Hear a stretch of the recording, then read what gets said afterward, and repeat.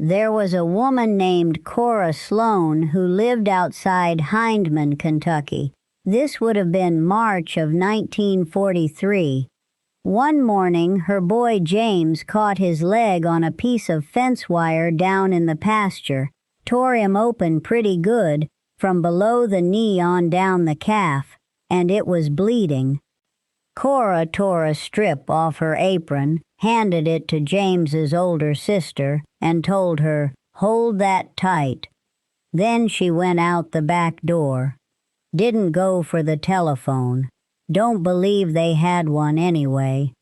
Didn't go looking for a car. She walked up the ridge and disappeared into the trees.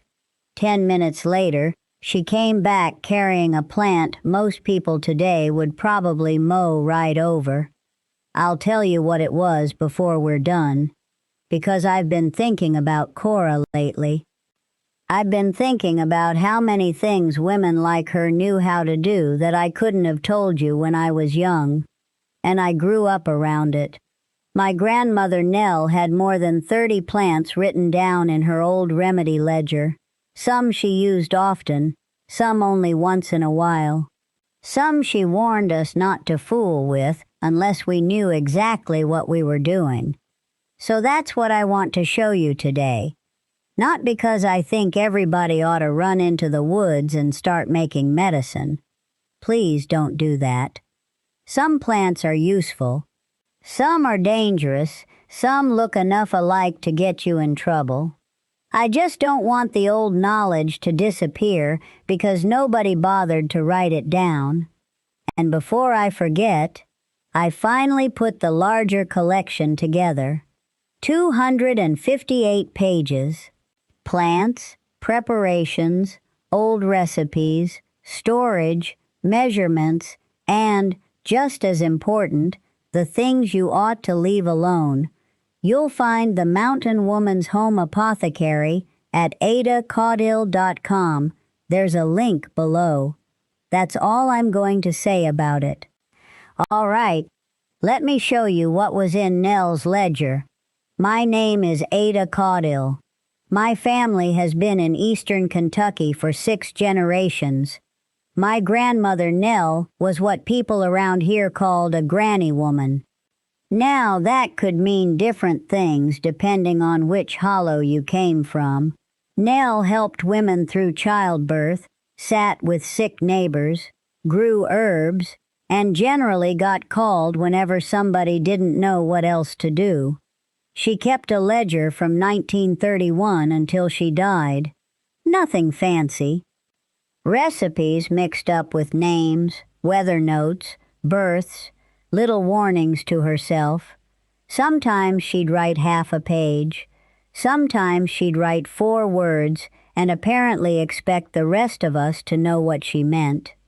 I didn't appreciate that book when I was young. I do now. So let's start at 30. Number 30, yarrow. Nell kept yarrow near the fence. If somebody came up to the house bleeding from a little cut or scrape, she'd crush the leaves and use them as part of the dressing. That's what Cora Sloan went looking for that morning. Yarrow had a long history of traditional use for wounds. It even appeared in older American pharmacopoeias. Now, that does not mean I'm telling you to pack a serious wound with something you picked outside. A woman named Docia Sizemore lived at the head of Leatherwood Creek in Perry County, Kentucky. I'm telling you what these women did and what Nell recorded. There's a difference. And Nell understood that difference better than some people give those old women credit for. Number 29, yellowroot. Yellowroot grew down around the creek banks. I remember the color more than anything. You cut that root and there is no wondering how it got its name. Nell had it written down as a traditional mouth rinse. Her note says, 1 piece, hot water, let stand, gargle, don't swallow. That's Nell for you. No introduction, no explanation. Apparently, she thought anybody reading her private notebook 70 years later ought to figure it out. Number 28. Mullein. Now this one I remember well. Those big soft leaves.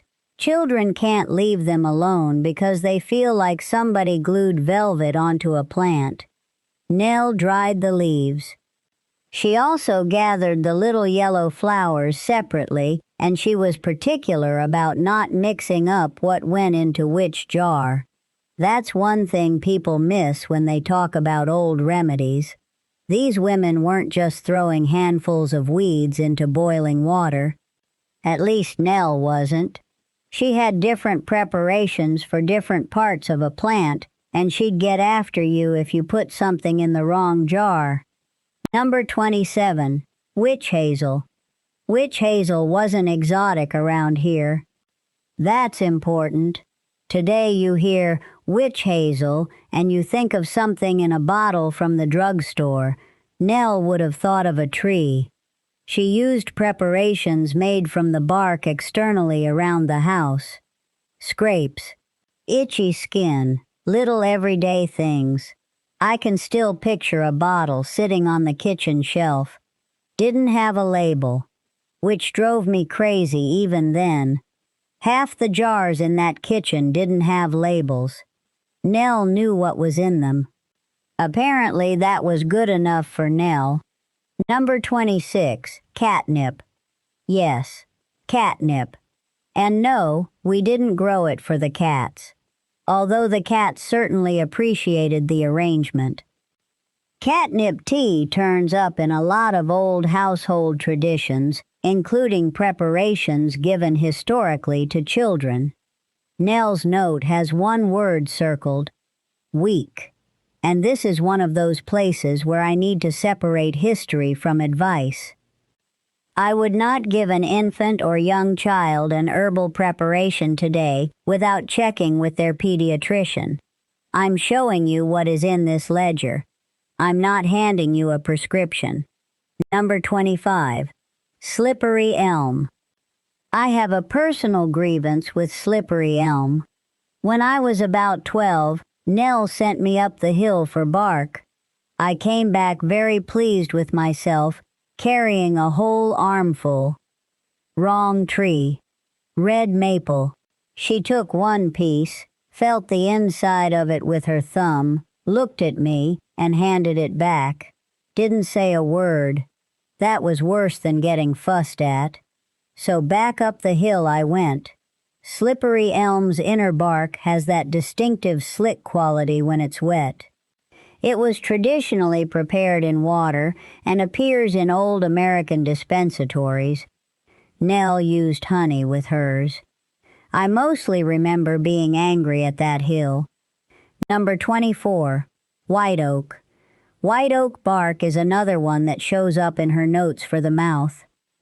And her entire instruction is basically, boil it and gargle. That's it. No quantity on that particular entry. No explanation. She must have written it for herself rather than for me. I wish she'd known I was going to be sitting here all these years later trying to make sense of the thing. I'd have asked her to use more words. Number 23. Sassafras. Now here's one that'll start an argument. Sassafras. Lord, people around here had opinions about sassafras. Families made sassafras tea in the spring. Nell did too. But we know more now about saffrole, a naturally occurring compound associated with sassafras, and saffrole was prohibited for use as a food additive in the United States decades ago. So I'm not telling you to go make Nell's sassafras tonic.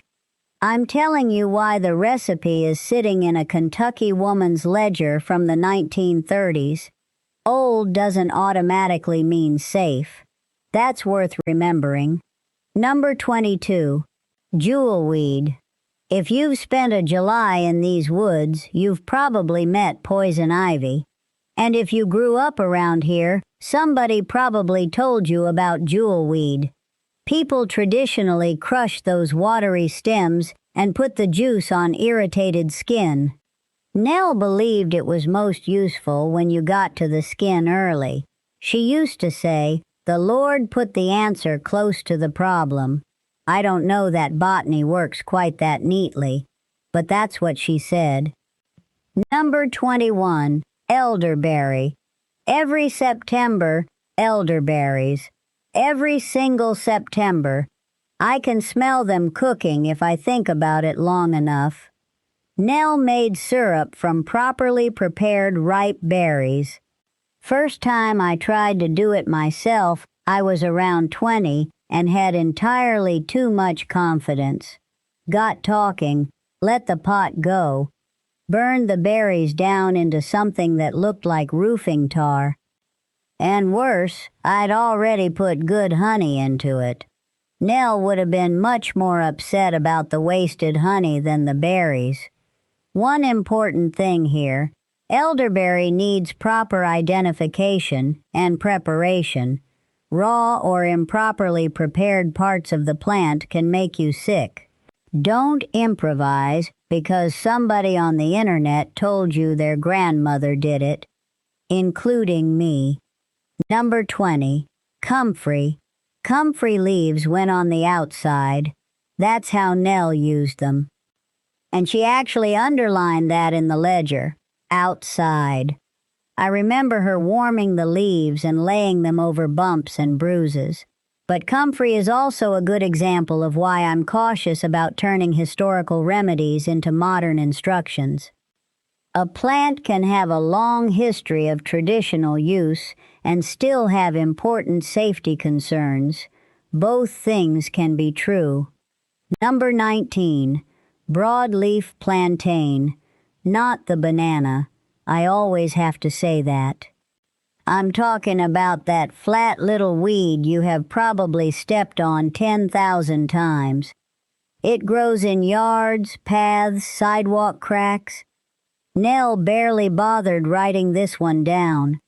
There's one little sentence squeezed into the margin of another page. That's how ordinary it was to her. And I think that's the part I find interesting. The plants we make a fuss about today were sometimes just there, like salt or flour. Everybody knew them, until everybody didn't. Number 18, blackberry root. We had blackberry brambles everywhere. Nell used different parts of blackberry for different things, and the root shows up in the ledger in connection with stomach troubles. I remember blackberry much better as food. I'd come home with a bucket that was supposed to be full, and somehow it'd only be half full by the time I reached the house. Nell knew exactly where the other half went. Never asked. Number 17, wild cherry bark. This one has a long history in American herbal preparations. Nell gathered bark from young branches and prepared it differently from most of the other barks in her book. And I nearly skipped this one because wild cherry is not something I want somebody identifying from a YouTube video and experimenting with. Identification matters, preparation matters, dose matters. That's true of quite a few things we're talking about today. So with this one, I'm leaving Nell's recipe in the ledger. The history is interesting enough. Number 16, bee balm. Bee balm grew by the garden fence. Some people called it Oswego tea. Beautiful thing when it's flowering. Nell's entry is short. A palmful to a cup, before bed. That's all she gave me. A palmful. You see what I'm working with here?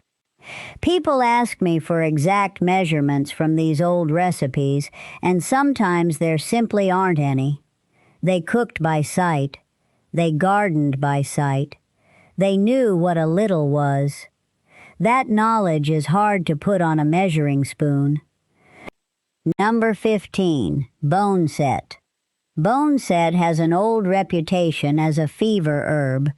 The name itself comes from the way certain illnesses were described, the feeling that your bones were aching or breaking. There are stories of it being used during the influenza years. Nell knew it too. But there's something else on her page that matters more to me. She wrote about making it for Oda Cornett's boy. Then underneath, didn't bring fever down, took him to Hazard. That's the whole entry. I don't know what happened to that boy.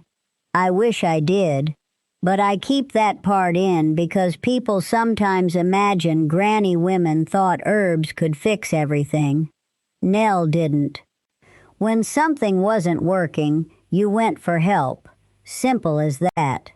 Number 14. Pine needles. There's a 1944 entry about pine needle tea. I suspect the war had something to do with it. Things were rationed. Fresh fruit wasn't something every family had sitting around all winter. Nell made use of what was available. And that's really the thread running through half this book.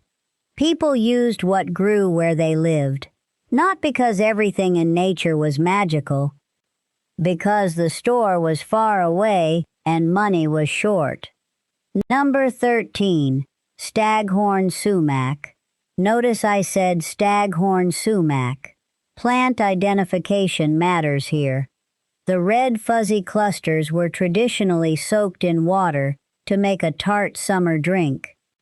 As children, we thought this was great fun.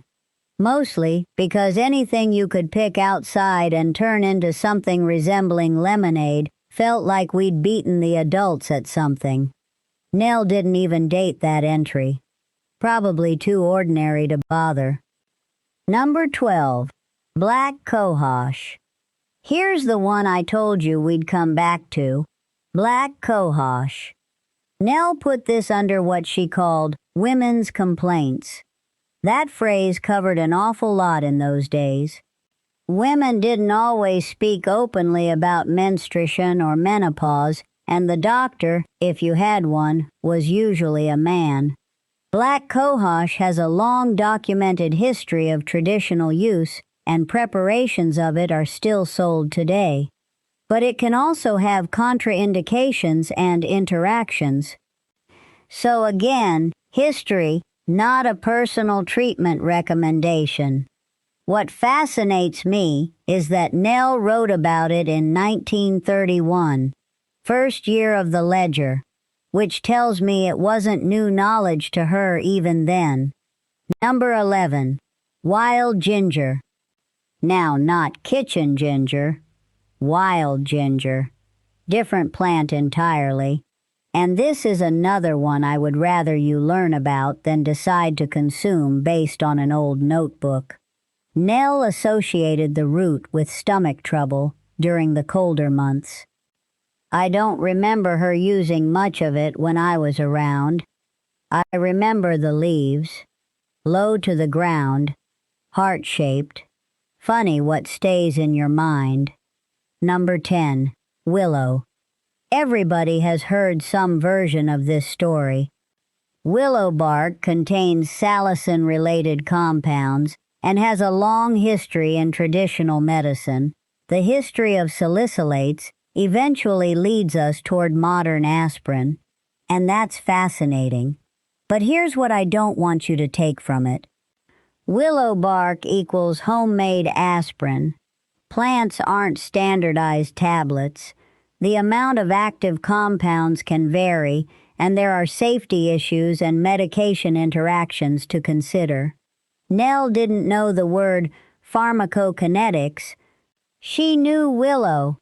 Different kind of knowledge. Neither one needs to pretend to be the other. Number 9. Ramps. Now we're getting to something I'd rather talk about. Food. Ramps. First green thing coming up after a long winter. You could smell them before you found them. We fried them, put them with eggs, ate them with cornbread. Nell didn't list ramps as a remedy at all. She listed them as food. And maybe that's a lesson in itself. Not every useful plant needs to become medicine. Sometimes supper is enough. Number 8. Spice bush. Spice bush grows down along the creek bottoms. Break a twig and you'll understand the name. Nell used the twigs in an old hot preparation, and for once she didn't give a quantity. She just wrote, "Make it strong." I stared at that for the longest time. Strong compared to what, Nell? No answer. That's the trouble with asking questions of dead people. Number 7. Bloodroot. Bloodroot is where we stop romanticizing. The sap is orange-red. It's also caustic. Nell knew that. She had a scar on her thumb that she said came from learning that lesson herself.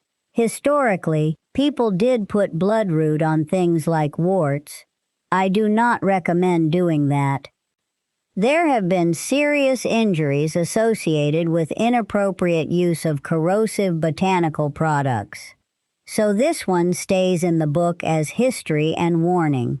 Sometimes preserving old knowledge means preserving the sentence, "Don't do this." Number 6. Golden seal. Golden seal used to grow more commonly on shaded slopes. People dug it heavily. Nell had the root in her collection, and it appears in historical American medicinal references too. But overharvesting changed things.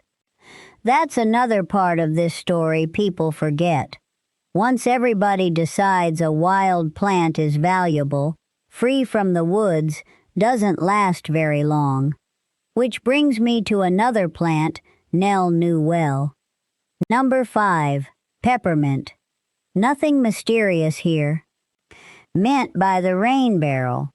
And if you've ever planted mint directly in the ground, you know what happened next. It took over. Every spring Nell fought that patch with a hoe, and every summer complained about the mint as though she hadn't planted it herself. She used mint tea after meals, and whenever somebody's stomach was unsettled. This is one of those entries she probably didn't need to write down. Everybody knew it.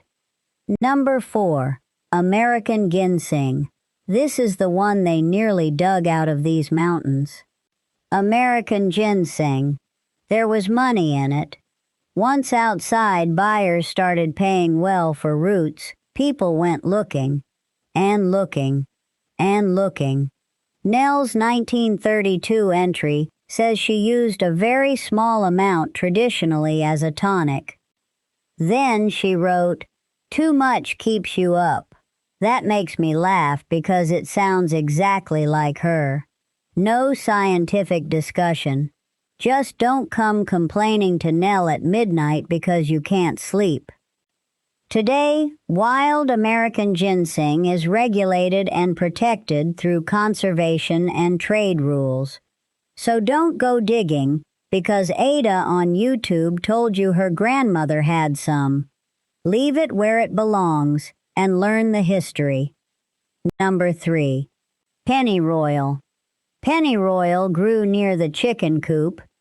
Nell used crushed leaves externally around insects. Then underneath that she wrote a warning about the oil. And I'm going to make that warning stronger than hers. Pennyroyal oil can be highly toxic and should not be swallowed. That's not old-fashioned caution. That's modern safety information. This is exactly why copying historical recipes without understanding them can get somebody hurt. Number 2. Pokeweed. And this one, I almost left it out entirely. Pokeweed. If you're from Appalachia, somebody in your family probably has a poke story. Maybe poke salad. Maybe somebody's grandmother cooked the young shoots.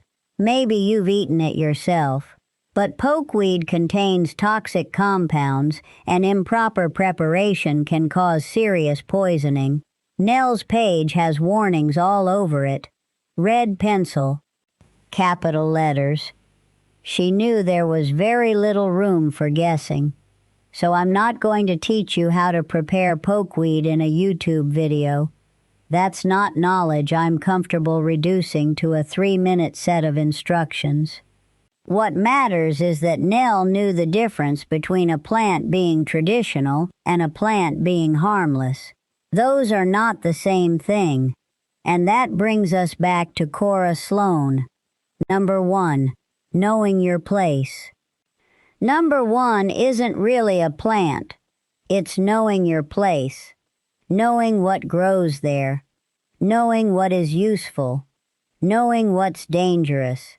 And knowing when what you've got isn't enough. That morning in 1943, Cora walked up the ridge and came back with yarrow.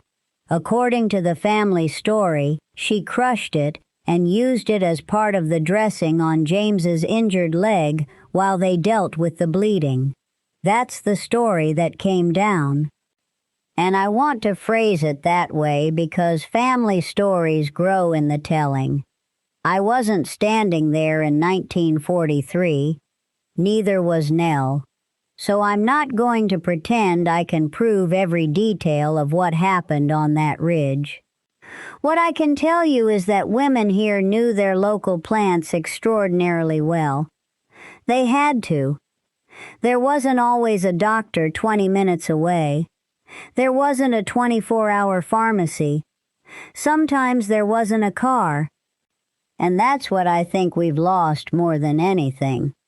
Not some secret miracle plant. Familiarity. Knowing what was growing beside the fence. Knowing what month it appeared. Knowing which part people traditionally used.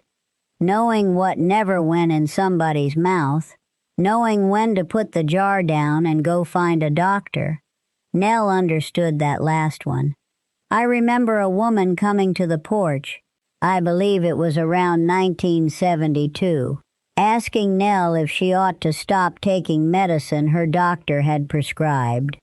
Nell wouldn't tell her to, wouldn't even entertain it. She said, "I'm not your doctor. If he put you on it, you talk to him before you change it." And that was the end of the conversation. No debate. That's how I approach this too. Everything I've shown you today is history, family tradition, ethnobotany, and old preparation knowledge. It isn't a replacement for medical care. And if you're taking medication, pregnant, nursing, dealing with a child, or treating anything serious, please don't experiment, because something has been used for 100 years. Old knowledge deserves respect. So does modern knowledge. Now, I don't want you to remember all 30 plants. You'll forget half of them before supper. Pick one safe thing to learn about. Maybe learn to identify broadleaf plantain in your yard. Don't use it for anything yet. Just learn what it looks like. Or grow peppermint in a pot. Definitely a pot. Trust me on that. Or read about the history of elderberry. Or learn which plants in your area you absolutely should not touch or consume. Just learn one, because that's how this knowledge was passed down in the first place. Not 30 plants in an afternoon. One thing, then another, and I'd like to know something from you. What did your mother or grandmother keep around? Could have been peppermint. Could have been a jar of something awful tasting. Could have been something she grew by the back steps. Tell me the plant and where your family was from. Town, county, state, whatever you're comfortable sharing. I read those comments. And whichever one comes up the most, I'll pull everything I've got on it and we'll do a whole video. I remember Nell saying something to me on the porch once. Must have been the 70s. She said, "Ada, I've showed you everything I know. and I don't know if a word of it took. I didn't say anything, probably because I was young and thought she'd be around forever. Turns out more of it took than either one of us realized. Next time, I'm opening the part of the ledger where she kept the fermented preparations. There's an apple cider vinegar preparation in there that's dated 1939. I haven't decided yet whether it was clever, awful, or a little of both. We'll look at what she actually made, what people believed about it then, and what we know about it now. If you want to come back for that, subscribe. And if you want the larger collection, the Mountain Woman's Home Apothecary is below. That's enough selling. I've got jars to put away. I'll see you next time. And until then, keep what was worth keeping. Let the rest stay in the past.